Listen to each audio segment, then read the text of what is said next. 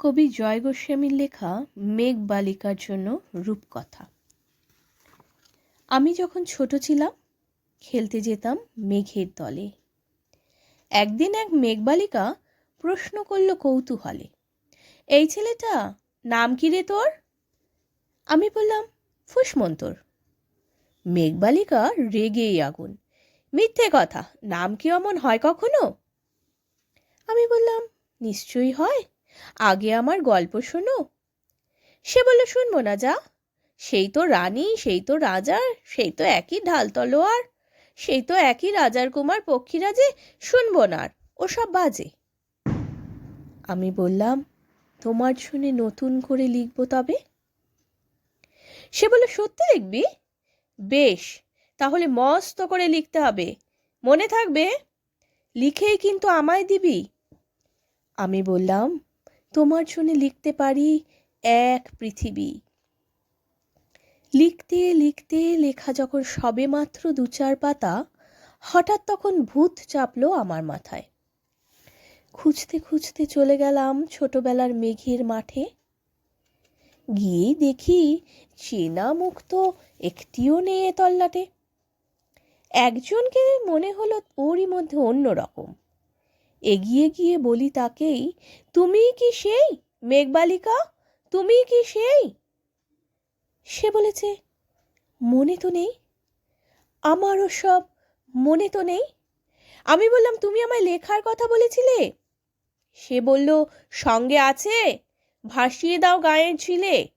আর হ্যাঁ শোনো, এখন আমি মেঘ নেই আর, সবাই এখন বৃষ্টি বলে ডাকে আমায়।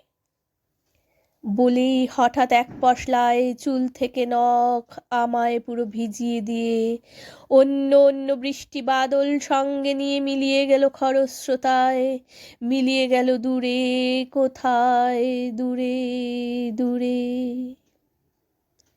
বৃষ্টি বলে ডাকে আমায়, বৃষ্টি বলে ডাকে আমায়। আপন মনে বলতে বলতে আমি কেবল বসে রইলাম ভিজে একসা কাপড় জামায় গাছের তলায়। বসে রইলাম বৃষ্টি নাকি মেঘের জন্য। এমন সময় অন্য একটি বৃষ্টি আমায় চিনতে পেরে বলল, তাতে মন খারাপের কি হয়েছে? যাও, ফিরে যাও, লেখো আবার। এখন পুরো বর্ষা চলছে, তাই আমরা সবাই এখন নানান দেশে ভীষণ ব্যস্ত। তুমিও যাও, মন দাওগে তোমার কাজে। বর্ষা থেকে ফিরে আমরা নিজেই যাব তোমার কাছে।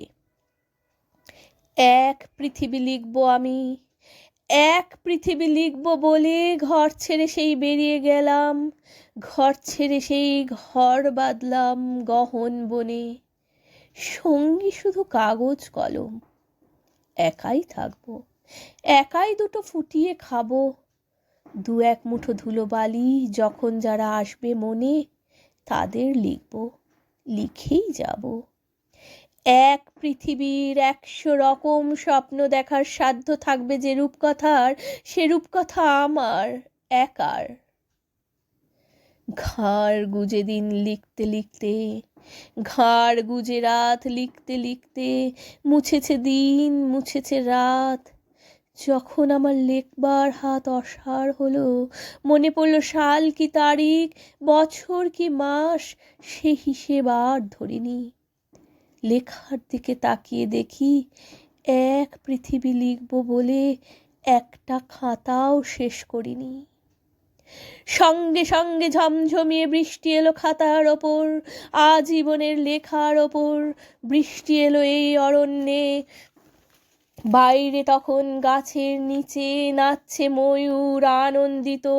এ গাছ ও গাছ উঠছে পাখি, বলছে পাখি অরণ্যে কবির জন্যে আমরা থাকি।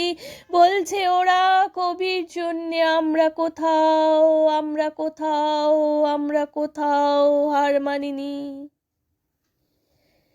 কবি তখন কুটির থেকে তাকিয়ে আছে অনেক দূরে, বনের পরে, মাঠের পরে, নদীর পরে, সেই যেখানে সারা জীবন বৃষ্টি পড়ে, বৃষ্টি পড়ে।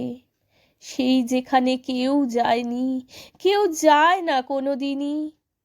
আজ সে কবি দেখতে পাচ্ছে সেই দেশে সেই ঝর্ণাতলায় এদিক ওদিক ছুটে বেড়ায় সোনায় মোড়া মেঘ হরিণী, কিশোর বেলার সেই হরিণী।